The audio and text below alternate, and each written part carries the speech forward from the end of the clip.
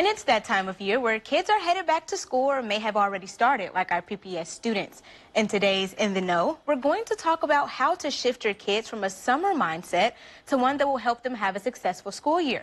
Dr. Petrak from OSF is here to tell us what parents need to know to help make that transition easier.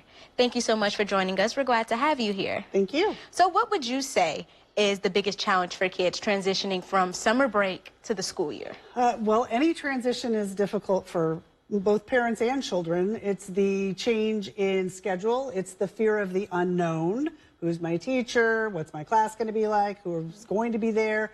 So that fear of the unknown and just having to switch your schedule. You know, I need to go to bed earlier. I need to get up. I need to be on time. And parents have to worry about the logistics of all of that, especially if they have children of varying ages. So being prepared for that and talking about it beforehand and how are we going to make it work is really important. And kind of maybe trying it out for a few days to a week before school starts will make it a lot easier. So you would suggest maybe a week before they should start that transition? It will make it easier because then you can figure out where the kinks in the whole schedule are and try to adjust it before you're running around trying to make it work on a school day.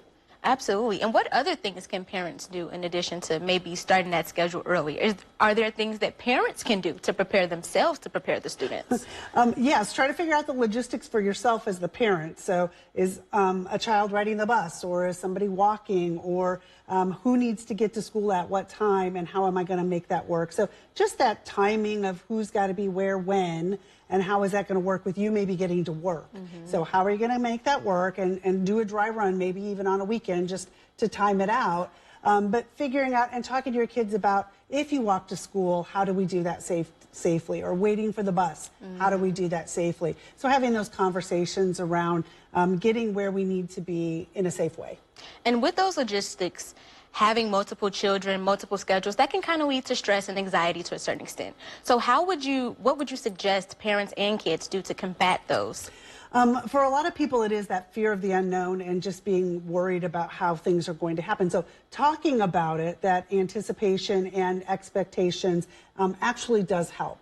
So a child in particular wants to know what's going to happen next. And so if you can talk about here's what we do at the bus stop, and here's what happens when the bus driver gets here, so that they know what to do and what happens when you get to school. So just talking through that process is extremely helpful for children and for parents. Yeah, and where can parents go to find this type of information or this type of support?